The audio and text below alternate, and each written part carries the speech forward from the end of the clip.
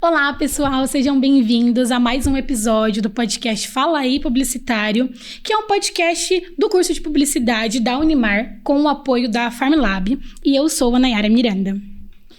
Oi, gente, me chamo Anitta Mendes, e no episódio de hoje vamos falar sobre um dos maiores desafios da agricultura ultimamente: como produzir mais gastando menos água. Estamos com o Everardo Mantovani, professor, e eu agradeço muito ter aceito nosso convite, e também consultor da Bauer. Exatamente. Vamos conversar um pouco sobre agricultura irrigada, sobre irrigação, que é um tema fundamental para a segurança alimentar do mundo e muitas vezes é tratado de forma não adequada. Sim. Everardo, para a gente começar essa conversa, é preciso de um dado muito importante, que muita gente não sabe. A agricultura ela é responsável por 70% do consumo de água doce, né, das cidades. E tem água para todo mundo? Não, vamos contextualizar um pouco mais. Então, no mundo, realmente, assim, de todos os usuários, aí você pega as cidades, a indústria, a produção vegetal, né, no caso de irrigação, a agricultura irrigada usa entre 60% e 70% de todos os usuários.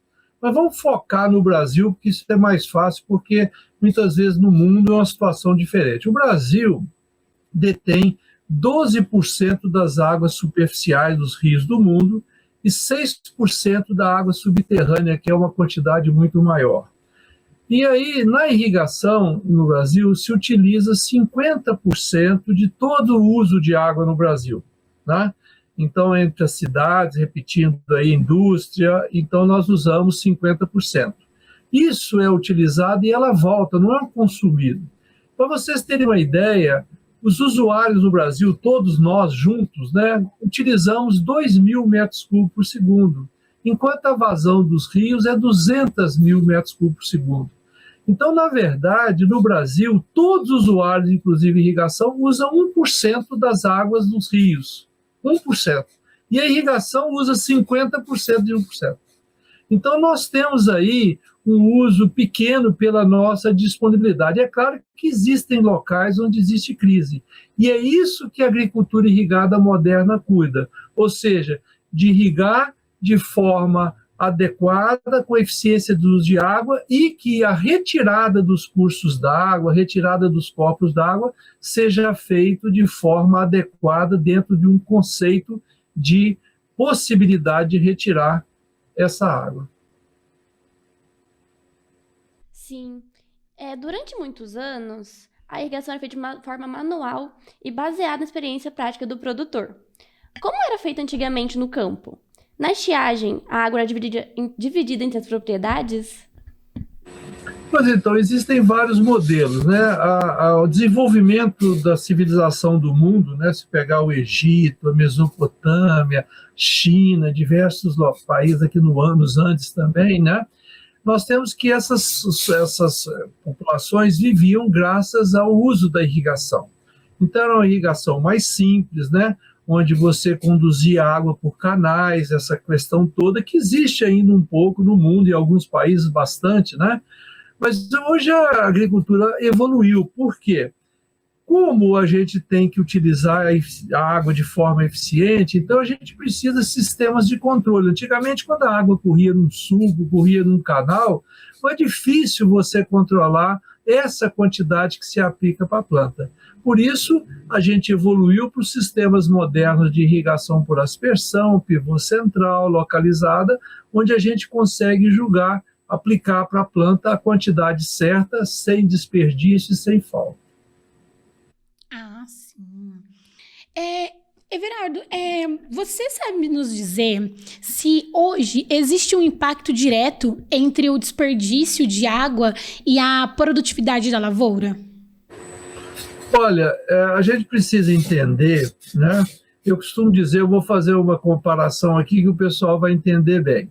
Vamos dizer que eu vou avaliar uma fábrica de carro, por exemplo, a General Motors. Aí eu pego, por exemplo, um carro que foi fabricado na década de 70, dos anos 1970, 1980. que vai acontecer? Eu vou avaliar que como se a tecnologia da General Motors ou de qualquer empresa fosse ruim se eu pegar um modelo antigo de uma época diferente. Então, muita gente desconhece a agricultura irrigada atual, né? E fica pensando que existe um desperdício. Sabe por que não existe um desperdício? Porque o bombear a água para irrigação tem um custo de energia muito grande. É muito caro o produtor retirar a água dos rios, dos reservatórios, para poder irrigar. Então, nesse sentido, ele tenta, o máximo possível, utilizar a água de forma eficiente. E tem uma questão também que água de mais ou de menos, água de menos você produz menos, que a água é o combustível da vida. Então, para poder a planta produzir, ela precisa da água, que vem os nutrientes junto, que ela retira do solo. E se tiver água demais, ela também não produz, traz doença, excesso. Você imagina que as raízes precisam respirar no solo. Então, se eu tenho muita água, ela não respira, não produz. Então, o grande desafio da agricultura irrigada, por questões de sobrevivência, é que ela seja sustentável do ponto de vista econômico, porque tem um custo, do ponto de vista social, já que a água é um bem social, um bem da sociedade, e também do ponto de vista ambiental, que ela não pode contaminar. Então, esse é o nosso objetivo da agricultura irrigada, ou seja, produzir de forma sustentável, de maneiras que a gente possa ajudar na segurança alimentar do mundo, na geração de emprego, rendas e soluções para o campo, né? De maneira que não haja prejuízo para os corpos d'água, para os recursos hídricos. Sim. Agora, falando especificamente dos sistemas de irrigação. É um grande sistema, certo? Não é só o pivô, tem outras coisas por trás, né? Exatamente. Na verdade, existem três métodos de irrigação.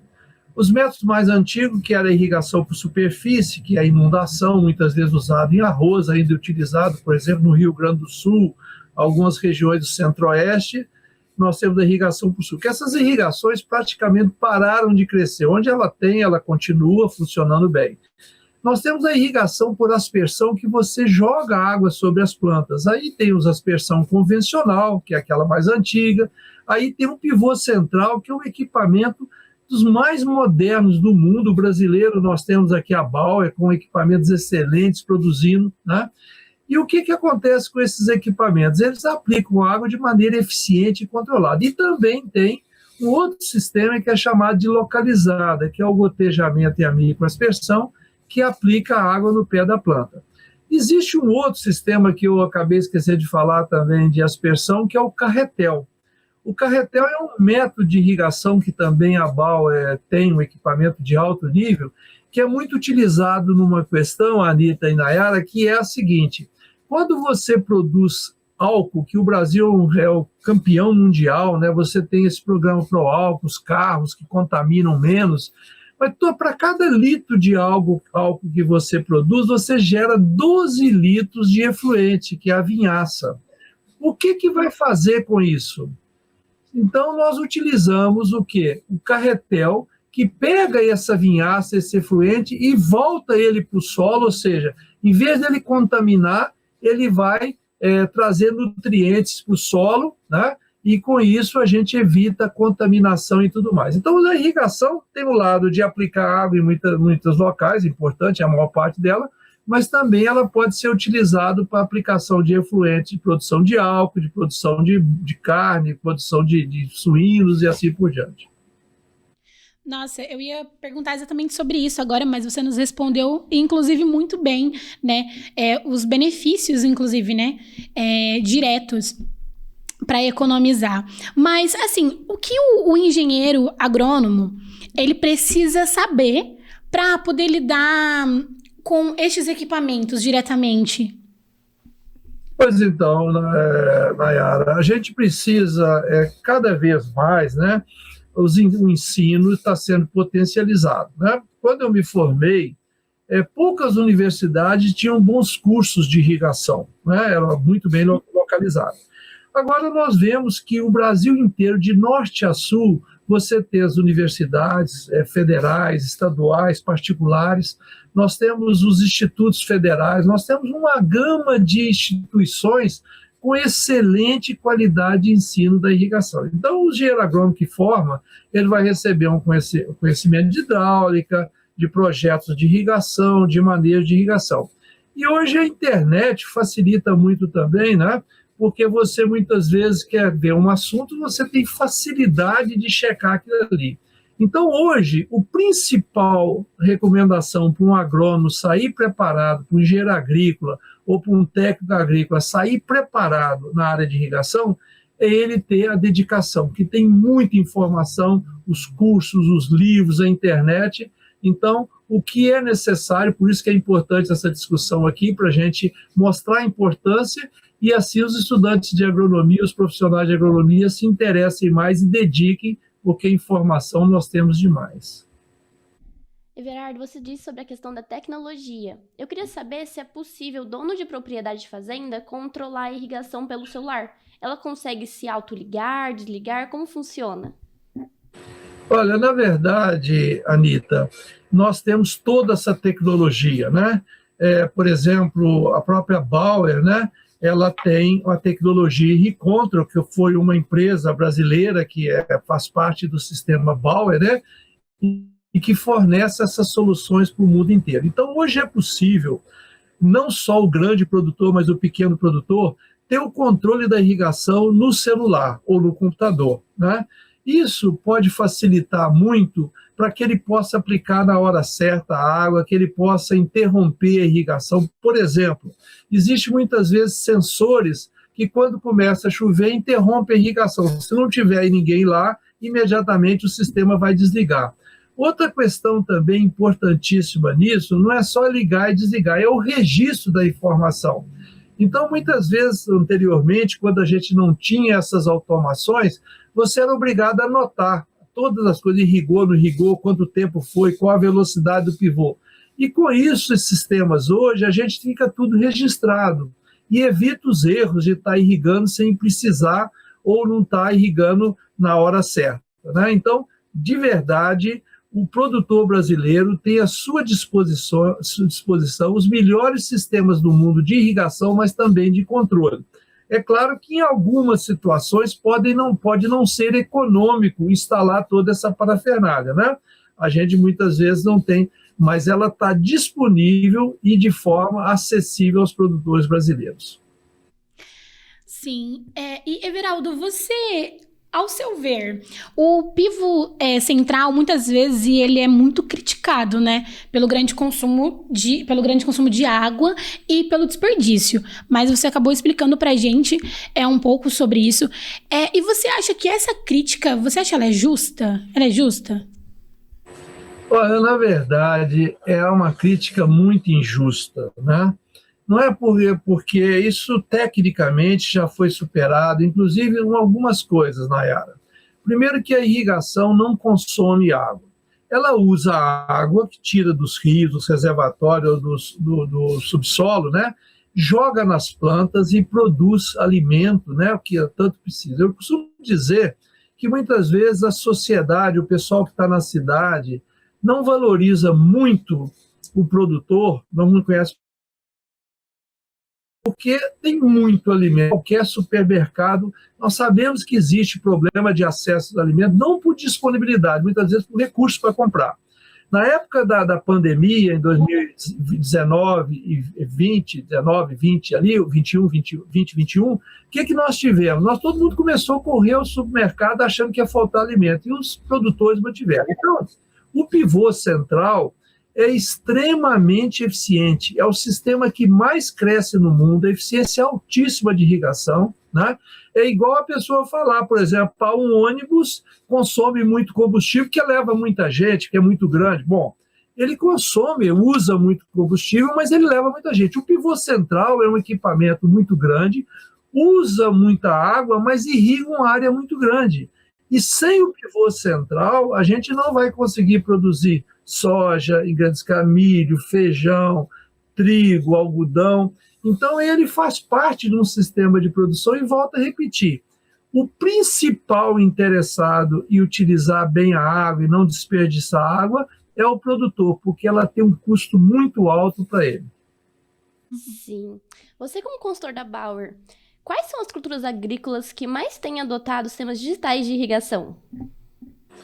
Mas então, na verdade, nas áreas maiores, né, então acontece o seguinte, da parte de aspersão que a Bauer trabalha, né, a gente vê muito pivô central em culturas como soja, milho, algodão crescendo muito, nós também vemos muito em café, agora está crescendo muito a produção de chocolate, né, o cacau, existe também as fruteiras, existe cana-de-açúcar, todas essas culturas são irrigadas, né? Você vai aqui em São Paulo, por exemplo, várias regiões, Paranapanema, ali região que tem irrigação de feijão, irrigação de soja, irrigação de milho, então as culturas que tem. E existe também, como eu comentei, o carretel que a Bauer produz, né?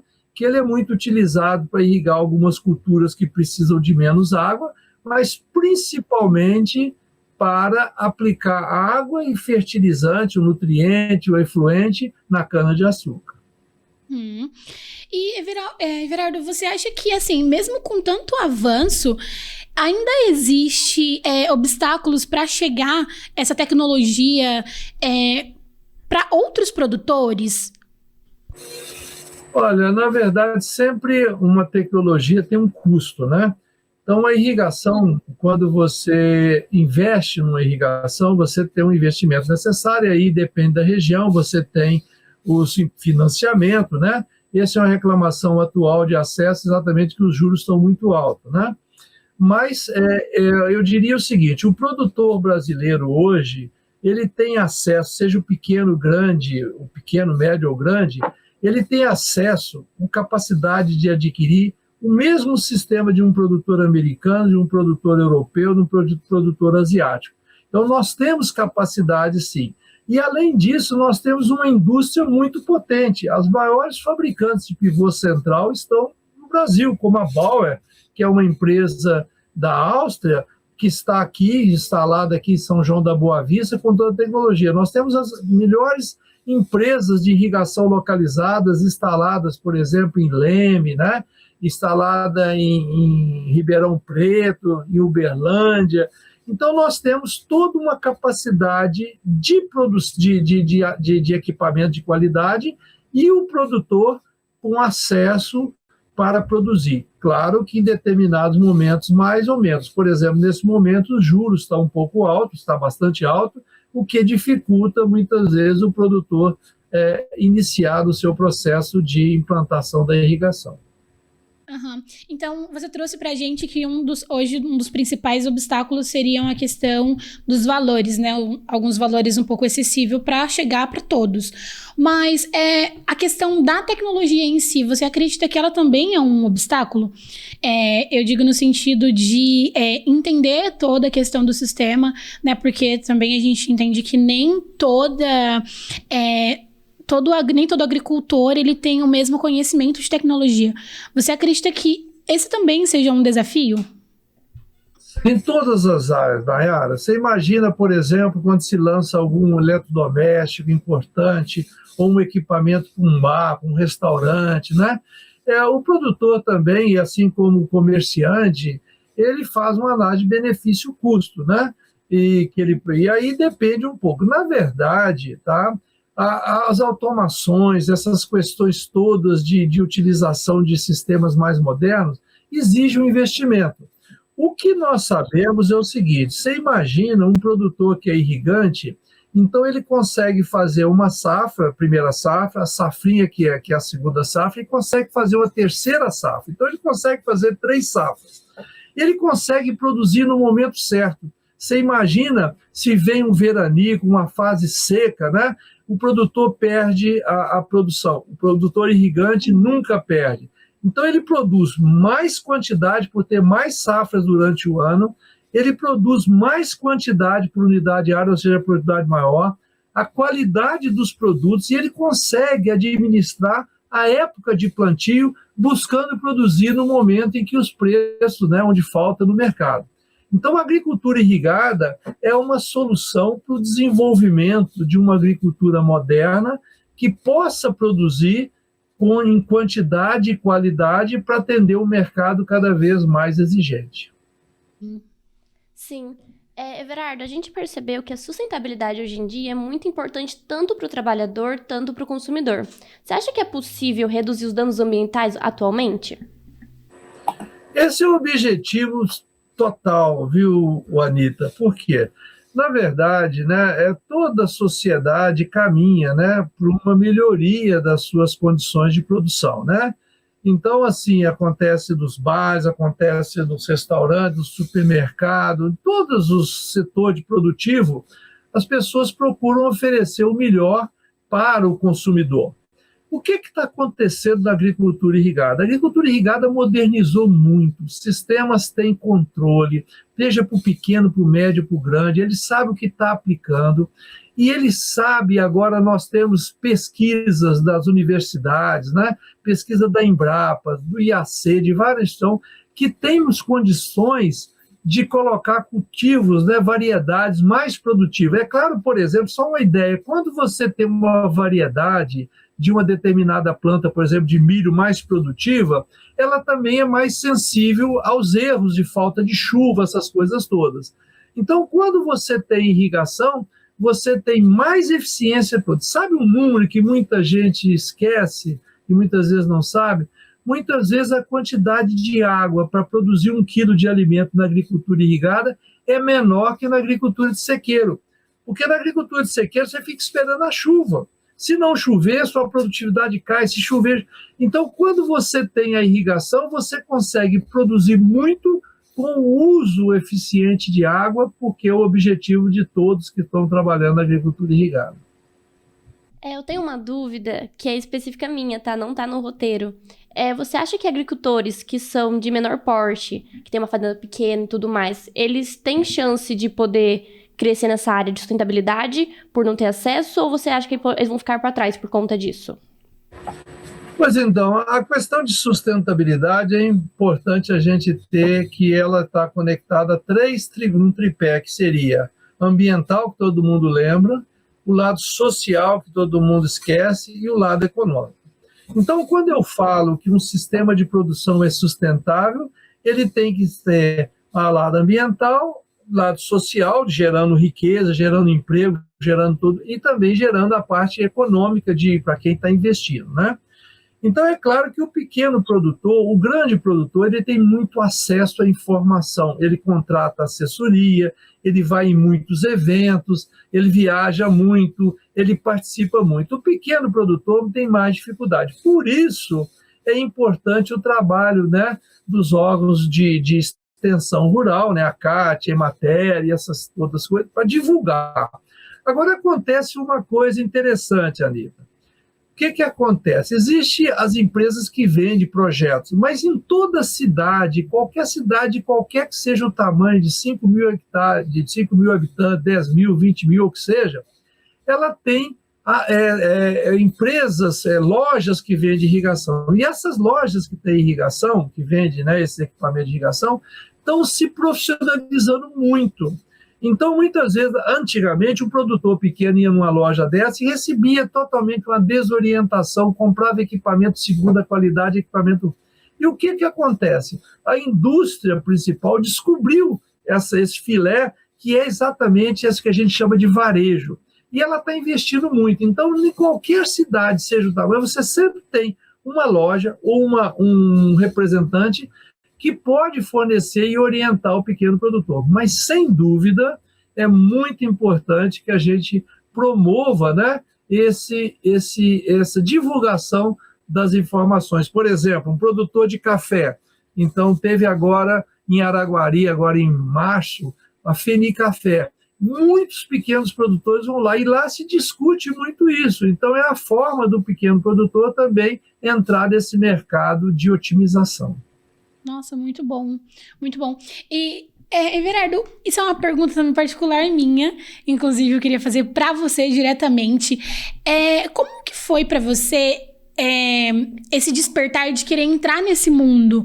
Porque é uma área muito ampla, né, que precisa de muito estudo, né, dedicar muito tempo e também de, obviamente, investimento, a questão de cursos, de aprendizado. Como foi esse despertar para você desse interesse nessa área específica?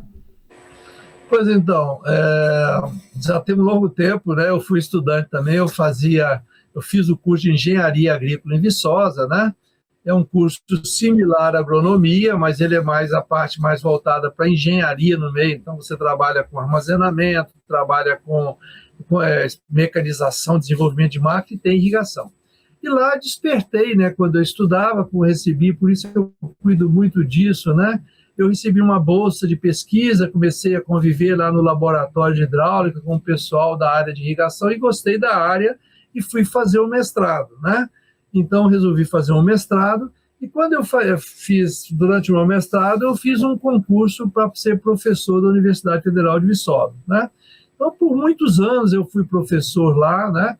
E eu falo o seguinte, quando você é professor, você tem nas mãos, né, toda uma possibilidade de desenvolvimento, né? Então, dei aula para muita gente. Então, você começa a ver que uma coisa importante, Nayara, se você pegar, você ou qualquer pessoa que está nos assistindo, e verificar uma coisa que a gente fez, que a gente gosta muito, que a gente tem orgulho, você pode saber que nós, nesse momento, a gente estava muito motivado. Então, a motivação é importante. Então, eu sempre procurei motivar dentro da minha área de irrigação, dessa questão toda, e levei também essa motivação para os meus alunos. Então, quando você está motivado, né, você estuda, você dedica, você viaja, você vai para evento e tudo mais. Então, a história foi exatamente, eu tive pessoas que me motivaram e, a partir disso, dessa motivação, eu comecei a trabalhar, né, e gosto muito dessa área e dediquei toda a minha vida profissional a ela. Nossa, não sendo invasiva, mas há quanto tempo já você está nessa área? Eu me formei em 81, né? Eu comecei como professor na universidade em 1983. Então, em 2015, eu me aposentei, né? Depois de 30 e poucos anos de professor, continuei lá como professor voluntário, né? Em Viçosa, ajudando na questão toda. Hoje eu vivo em São Paulo e sou consultor de várias empresas de irrigação, né? Uma que eu tenho muito orgulho de participar é a Bauer, né? Também eu coordeno projetos de desenvolvimento de estudos em regiões irrigadas como o oeste da Bahia, Mato Grosso, Piauí e todas essas questões. Então, a gente vai desenvolvendo, né? E aí, assim, é importante que a gente, em cada momento da vida profissional, os estudantes que nós estamos vendo, os profissionais, né? A gente vai buscando adequar as nossas ações à experiência que a gente tem. Então, no primeiro momento, eu trabalhava mais em determinado foco. Hoje, depois de tantos anos, de tanta experiência, convivendo com tantos trabalhos, eu orientei mais de 70 teses de mestrado, doutorado, trabalhos de todo nível, né? Então, hoje eu tenho dedicado à consultoria de empresas e também desenvolvimento, que a gente chama de projetos para desenvolver a agricultura irrigada sustentável nas regiões do Brasil. Muito bom, muito bom. Sim. Everardo, você como professor, eu vi que você tem uma boa bagagem de coisas por trás, né? Você como professor, você acha que você também pode motivar seus alunos? Atualmente você não é mais, mas também pode motivar. Como te motivaram? Você acha que você pode mudar a realidade do agro? Porque eu vejo que tem muito estereótipo, julgamentos sobre o agro. Você acha que você pode mudar essa visão para os seus alunos sobre a questão do agro? Então, para os alunos é muito fácil, viu? Porque, na verdade, eu dei aula tanto na graduação quanto no mestrado e doutorado, né? Então, ali você monta um diálogo muito aberto com eles, né?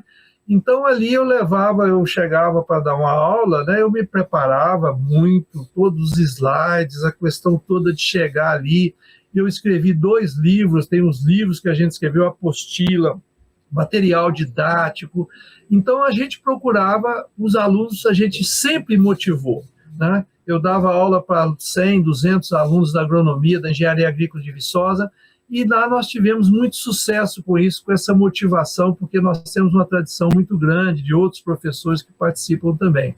Mas o mais importante que eu dedico hoje é tentar dar entrevista como essa, né? Eu dou ontem uma entrevista para um outro órgão, a Granja, e outros órgãos de divulgação de jornais, onde eu dedico muito porque nós precisamos informar a sociedade que ela está cometendo um equívoco em relação a pensar que os irrigantes são os predadores das águas do Brasil.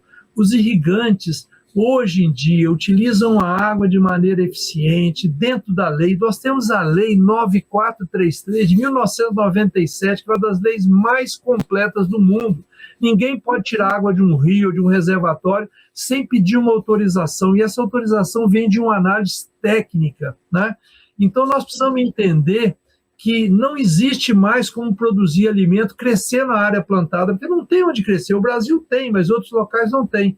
Então, nós temos que produzir mais no mesmo local, e isso só é possível nessas questões de mudanças climáticas, variação das chuvas, falta de chuva e tudo mais. Nós precisamos irrigar de forma eficiente, não só na aplicação de água, mas também de ser ético, de ser técnico, da retirada das águas dos reservatórios, dos rios, dentro de um volume, dentro de uma certa vazão, que seja possível e não atrapalhe a parte ambiental.